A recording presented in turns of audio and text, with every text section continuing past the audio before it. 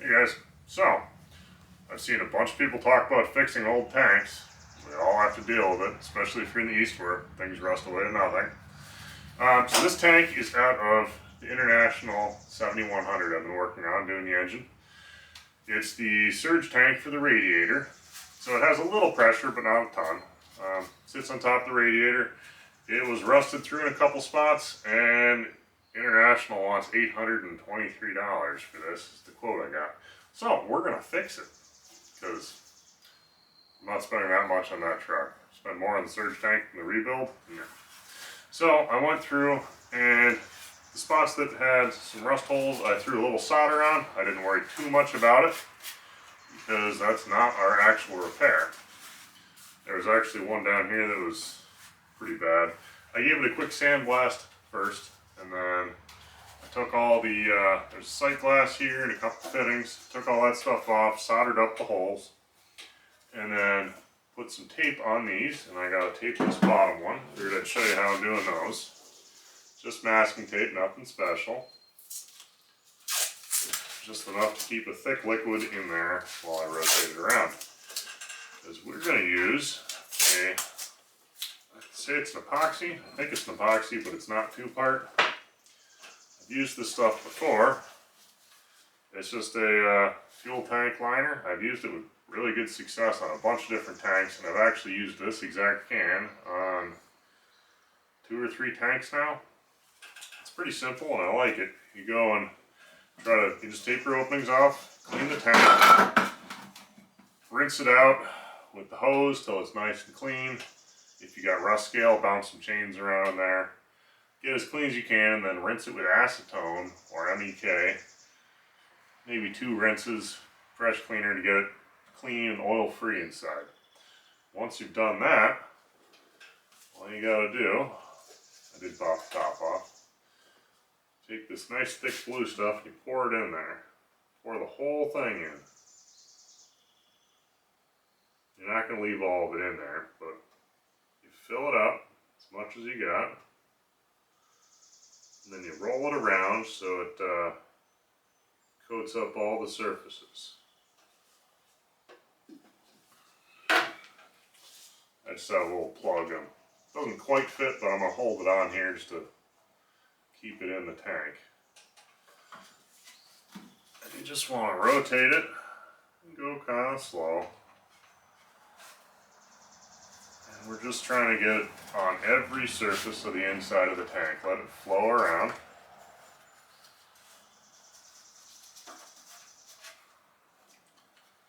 And you'll get some spots where it leaks through. If you have a leak, like you see there's a couple blue spots up here. This stuff says it'll seal a hole up to a 32nd of an inch, so that's why I wasn't too worried about the solder job. I wanted to put something to seal it up, but if it wasn't a perfect seal, it didn't really matter. I'm just trying to roll it, go back and forth on each of the sides a couple times. Hopefully this will take care of our leaking. Otherwise it's really expensive. And I have welded these up in the past. Welding them is a real pain because the metal's really thin. And when it's rusting through, it's even thinner in those spots.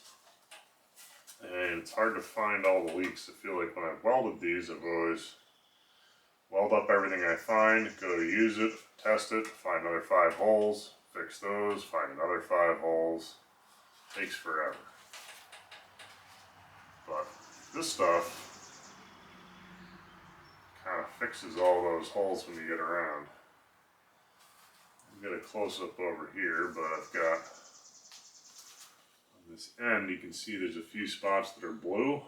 That's the coating actually coming through little holes and sealing them up. There's another one over here. Like, I never would have found that one without a pressure test.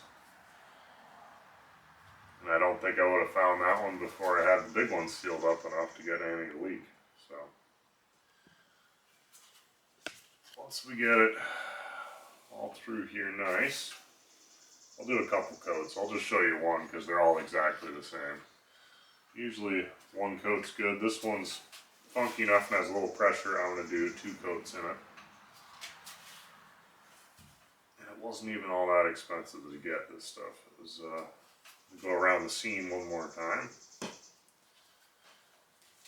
bought that jug, I mean the tag says 2015 on it. I used it on a tractor, boat motor, this. I think I used it in a motorcycle. It seems to work really well. Everything I've done with it has worked. So once we're coated, and I think we're pretty good, I take the bottom opening off. You got to think about it, because if you've got threads or something that can't have this junk in it, you got to be careful, because it will, I mean, it's a thick clogging goo. It does harden fully, but you don't want it in everything. And then I'm going to set it up to drain, and you can reuse it, which is kind of cool. Like when I say I've used it for a couple tanks, I've used this can for a couple tanks. Let it drain down. It'll also use, yeah, starting to come down. Something a little plugged. Give it a little poke.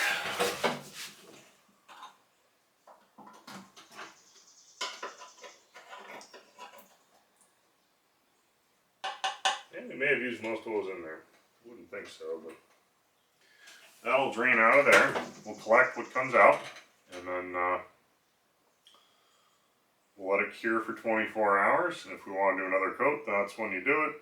But I'm going to give this probably 2 coats, and then I'm going to paint the outside so it doesn't rust again. We'll put it back in the truck. Hope you like it. This is one of my favorite methods of fixing tanks. I know I usually weld everything, but this chemical stuff works really, really well for sealing the small leaks. So I hope you like it. Like, subscribe, comment. If you like using this stuff, let me know. If you got other brands, this is a Northern Radiator. This is what I bought off of, I think it was Steiner Tractor. It was one of the tractor repair websites, but had good luck with it, so hope this helps, and we'll keep going on the projects, and see you later.